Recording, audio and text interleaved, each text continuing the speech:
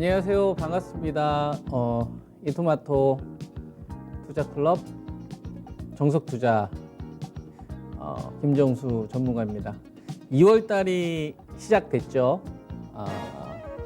코스피 지수가 한 2주간에 걸쳐서 큰 급등과 급락 흐름이 있었던 것 같습니다.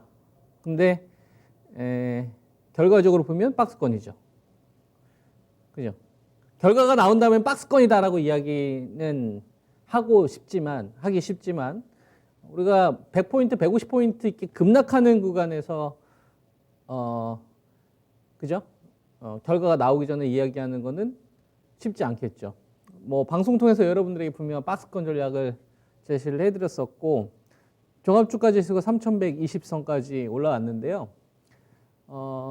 박스권 지속이냐 아니면 추세를 만들면서 갈 거냐 아니면 이제 추세 붕괴냐 요거를 여러분들한테 이야기를 해야 될 것 같은데 박스권 지속이라고 봐야죠.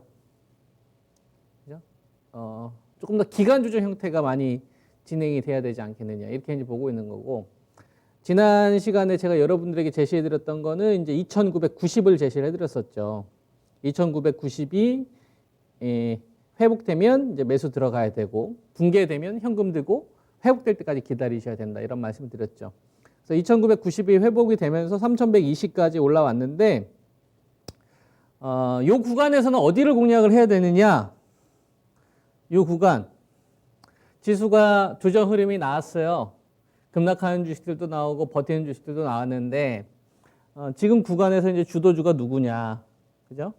이 주도주, 현재 시장을 이끌고 있는 주도주가 누구냐. 그래서 이제 저는 여러분들에게 코로나19 위탁 생산 플랫폼 쪽, 그죠? RNA 쪽, 그 다음에 자율주행차 관련돼서 대형주 가운데서는 뭐 삼성전자나 하이닉스 기준가 좀 알려드렸던 것 같고, 그 다음에 현대차그룹, 그 다음에 이제 LG전자, LG 정도까지 하시면 될 거다. 굳이 다른 기업 할 필요 없고, 그죠?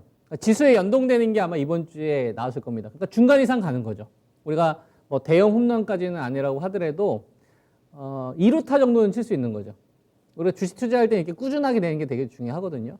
그래서 포트폴리오를 구성하는 이 밸런스를 어떻게 구성을 하느냐에 따라서 수익률이 하늘과 땅 차이가 되는 겁니다. 그리고 2주라는 시간이 지났으면 제가 여러분한테 이제 박스권 제시한 지 한 2주 됐으니까요. 그럼 2주 지나는 동안에 또 변수들이 있었을 거 아니에요. 상황적인 요인들이 있었을 거 아닙니까? 그거에 맞춰서 좀 시장에서는 어떠한 트렌드가 반영되고 있느냐 이런 걸 보면서 내 포트폴리오에 대한 종목에 대한 비중과 그다음에 새로운 종목을 편입할 것인지 아니면 교체할 것인지 이런 거를 결정을 하는 게 주식 투자입니다. 회원님들 아시겠죠? 네, 그래서 우리가 1월 11일 요때 3266까지 갔다가 그다음에 이제 2950선 붕괴됐다가 그다음에 3120까지 스펙타클하게 움직였는데요. 박스권 이미 진행되고 있는 겁니다. 1월 11일부터 해가지고 기간으로 치게 되면 얼마 정도 되는 거냐면 20거래일, 한 달이 박스권이 진행이 되는 거예요. 그러니까 사실 지수는 그냥 가만히 있으면 중간 이상 간 거예요. 그냥 가만히 있잖아요. 그냥 호들갑 떨지 않고 그냥 가만히 있으면 중간 이상 간 거예요. 근데 하단에서 손절하고 또 상단에서 매수하고 그 주식은 물리고 이것만 안 하면 되는 거예요. 가만히 있었으면 중간 이상 갔다.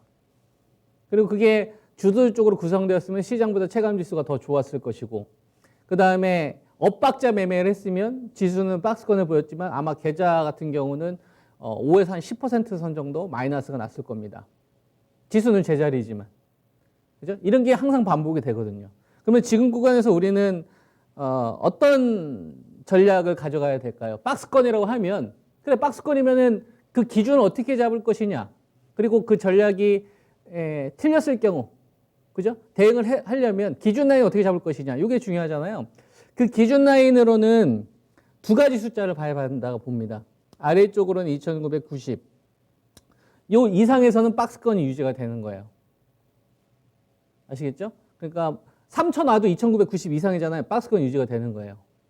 3050까지 조정이 나왔어요. 그래도 박스권 유지가 되는 거예요. 2990 회복되면 현재 우리나라 코스피 지수에 대해서 밸류, 프리미엄을 주면서 거래하겠다는 얘기니까. 이해되셨죠? 그리고 2990이 깨졌어요. 그럼 박스권이 어떻게 되는 거예요? 레벨 다운이 확정된다라고 보셔야 됩니다. 그러면 그 다음에 우리가 대기를 해야 될 게 2870 라인, 2750 라인 정도가 돼요. 그러니까 이 라인은 2990이 깨졌을 때 우리가 미리 대응을 하는 거죠.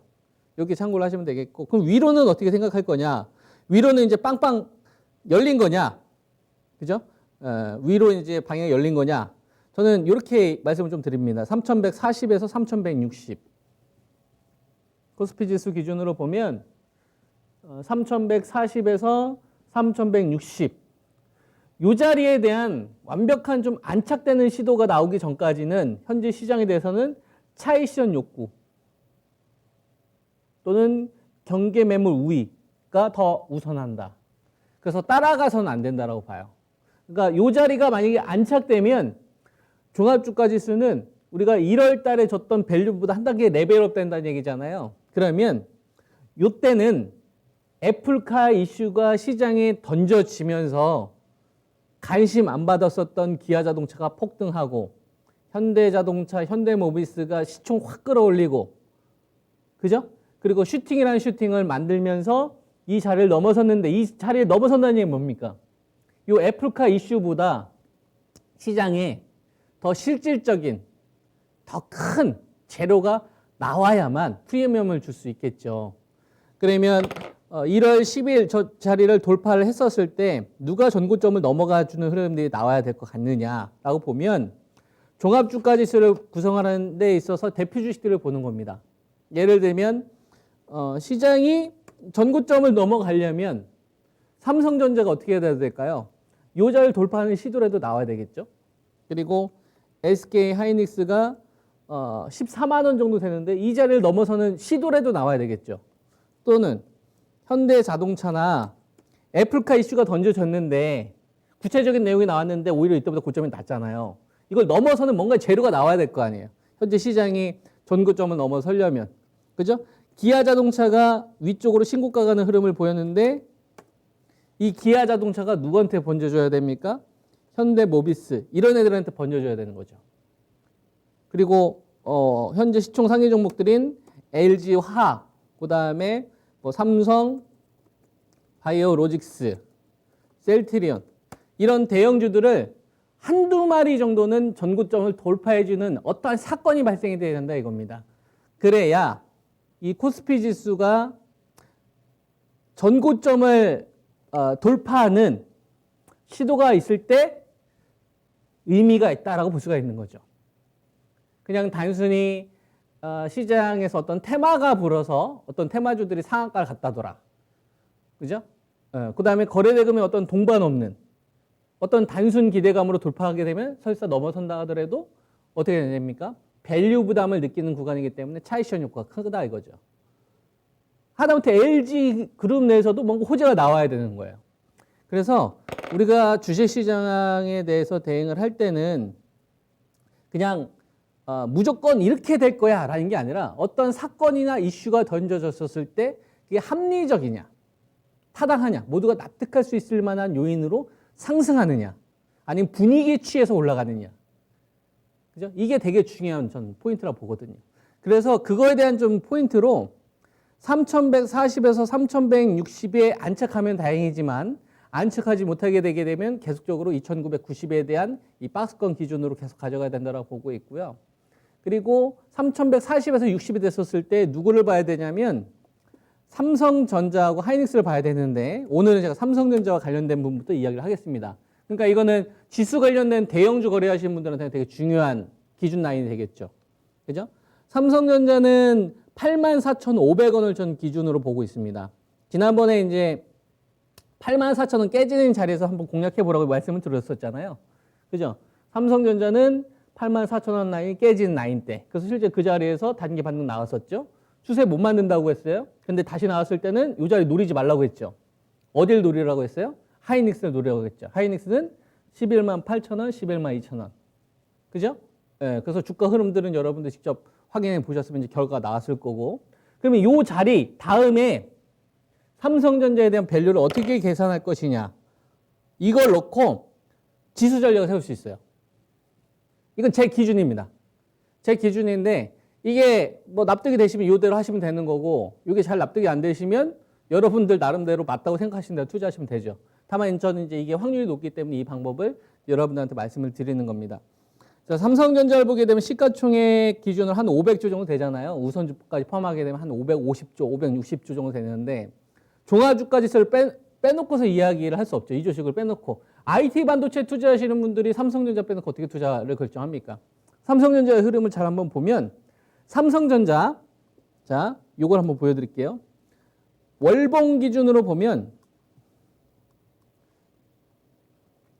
가장 반도체 빅사이클이 터졌던 시기 2017년도입니다. 그죠?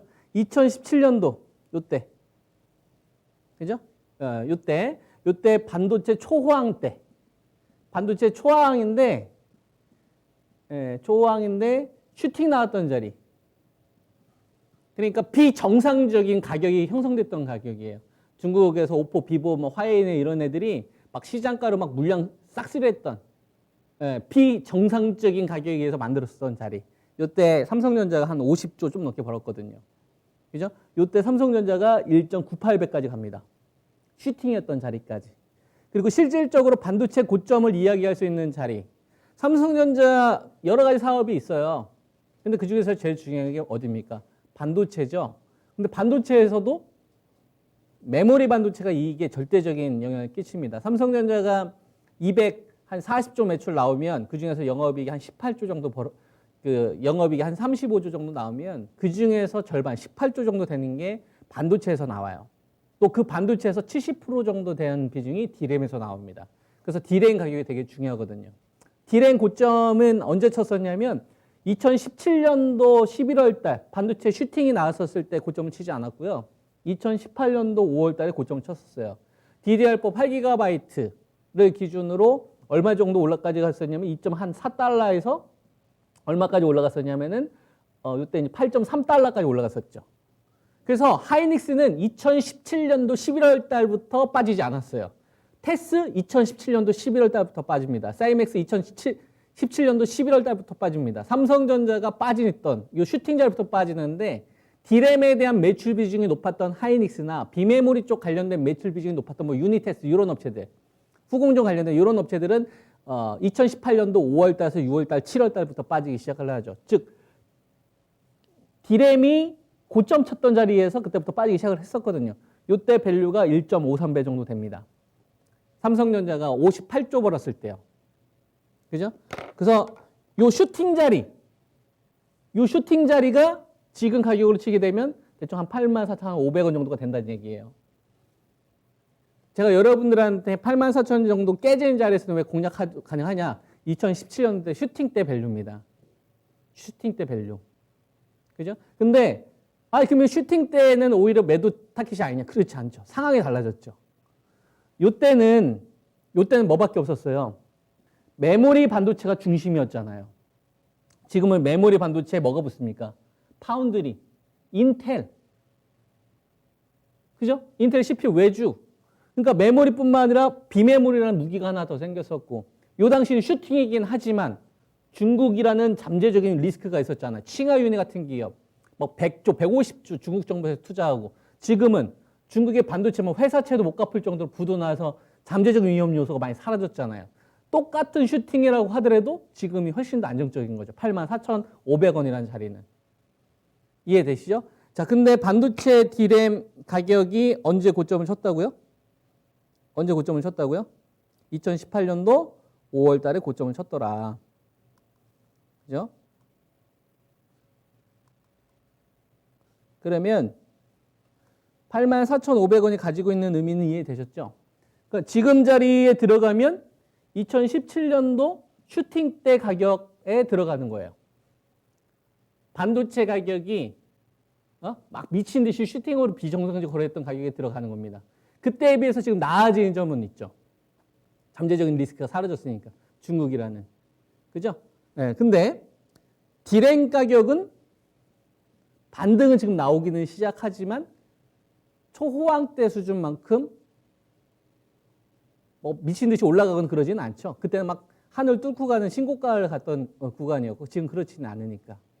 그죠? 그래서 이걸 어떻게 설정을 하는 거냐면 올해 1월 달을 보는 거예요.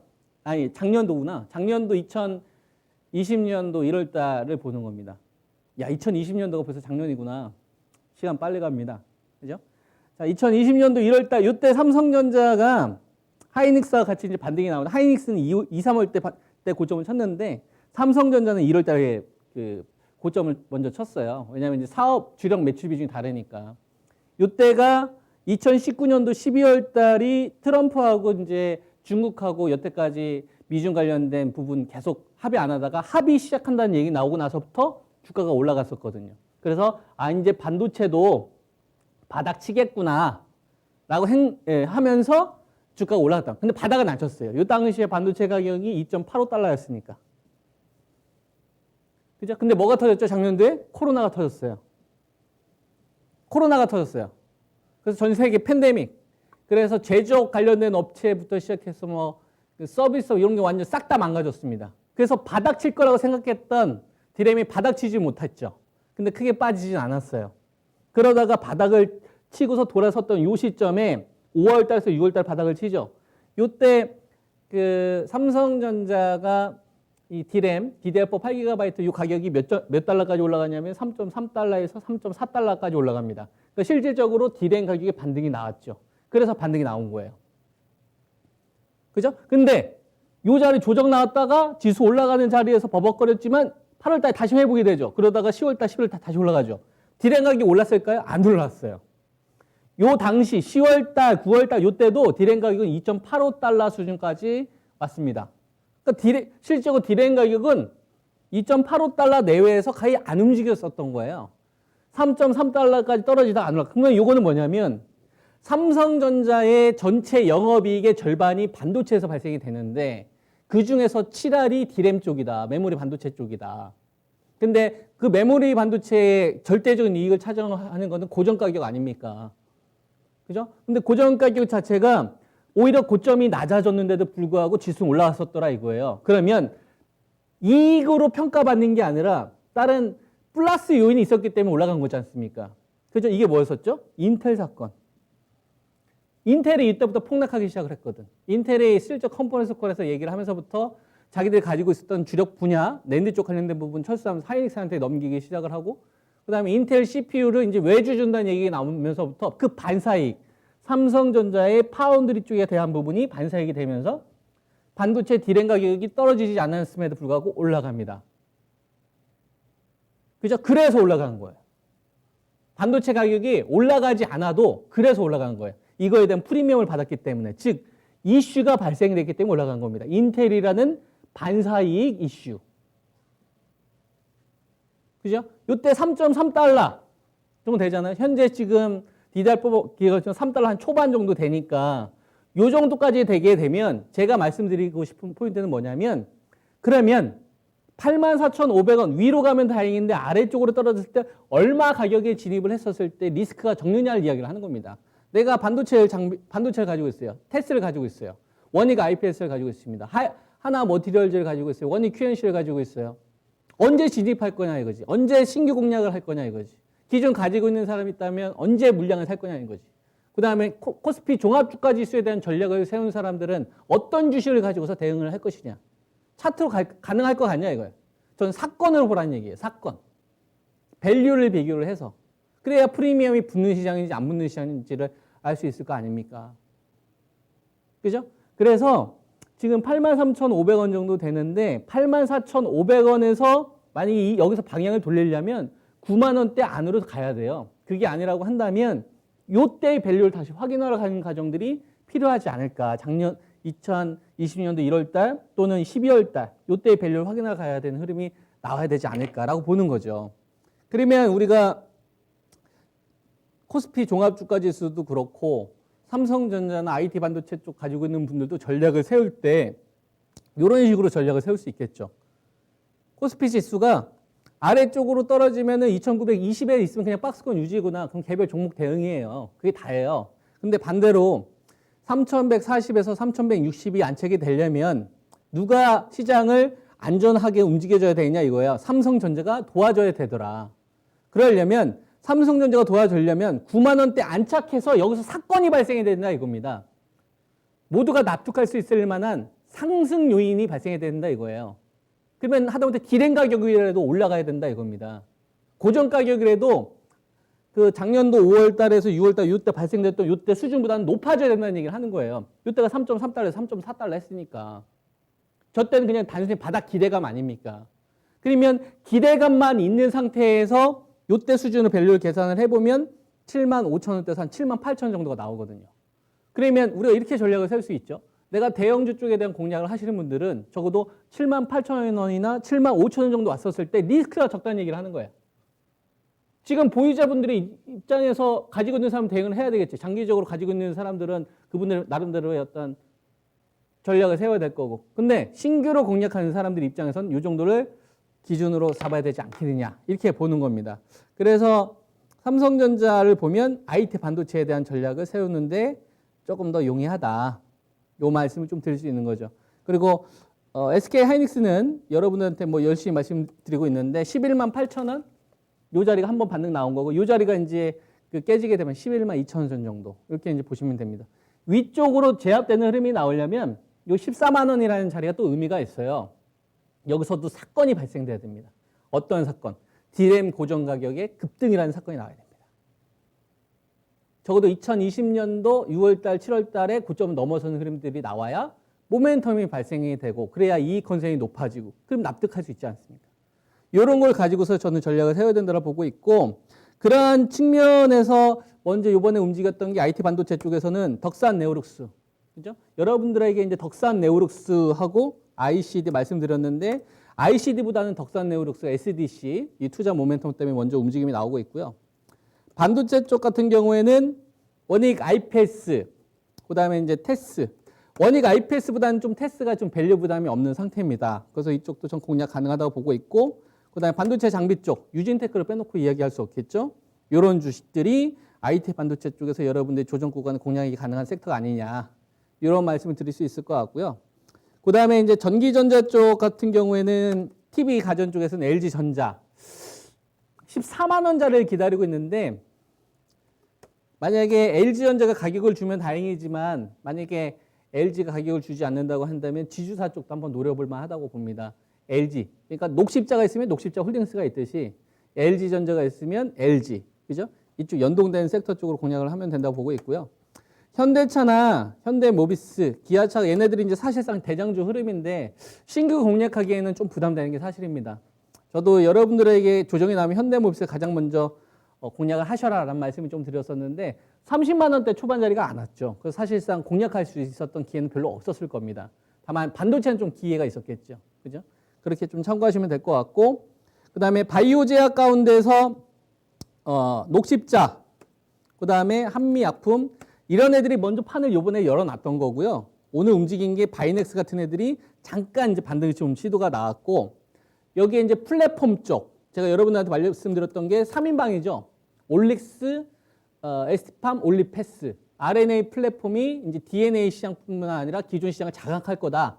모더나와 관련된 이야기 좀 하면서 그래서 올리패스도 뭐 신고가 직전입니다. 그리고 올릭스 그죠? 그다음에 이제 에스티팜 이게 이제 RNA 삼총사라고 보시면 돼요. 제가 작년도 4월달에서 6월달에 바이오제약 여러분들한테 추천을 드렸을 때 삼성과 삼성 바이오로직스가 비랑 위탁격했었을 때 세 종목을 꼭 하라고 했죠. 제넥신, 알테오젠, 레오캠 바이오. 그죠? 요번에 해당하는 게 RNA 플랫폼 이 세 종목입니다. 참고하시고 투자하시는데 참고하시면 좋을 것 같고요. 그다음에 전기차 쪽에서는 이제 LG 화학하고 삼성 SDI 같은 이런 대장 흐름들이 계속 나오고 있는데 조정 구간이 올라간가 모르겠습니다. 워낙 전기차 쪽 관련된 부분들이 워낙 좋아서 그죠? 이거는 좀 흐름 지켜보는 정도로만 좀 보시면 될 것 같고 그다음에 5G 관련된 주식 가운데서 KMW가 오락가락합니다. 77,300원. 지난주에 제가 5G와 관련돼서 KMW 많이 이야기를 해드렸는데 도대체 언제 가느냐 몰라요. 제가 어떻게 알아요? 언제 가느냐 모른다고요. 근데 가까워지고 있다라고 이야기할 수 있어요. 그 시기가. 그죠? 좀 늦게 가면 어떻습니까? 늦게 가면 어때요? 원래 녹십자나 녹십자 홀딩스처럼 바로 가는 경우도 있지만 늦게 가는 경우도 있어요. 제가 여러분들한테 이야기해드렸던 KMW는 82,000원 기준 양봉으로 제시를 해드리고 있습니다. 그래서 전략 유지하시면 돼요. 아시겠죠? 그렇게 말씀을 좀 드리고, 삼지전자 같은 경우는 5G 내에서 먼저 좀 일어섰었는데 이쪽이 순환매가 돌려면 5G 내에서 동조 흐름이 나야 됩니다. 그래서 5G에 대한 관점은 유지를 하는데 기간 조정에 대한 부분들이 있으니까 5G 쪽으로, 그 다음에 바이오 제약 제가 여러분한테 말씀을 드렸던 CMO하고 RNA 있잖아요. 그리고 반도체. 이 포트에 대한 밸런스만 맞추시면 될 것 같아요. 여기에 이제 좀 대형주도 조정 흐름이 나오면 이런 거 좀 단기적으로 트레이딩 하실 수 있으면 트레이딩 할 수 있고. 그죠? 이런 식으로 전략 세우면 된다고 봅니다. 아시겠죠? 잘 참고하시고 성우 투자하시기 바랍니다. 네, 감사합니다.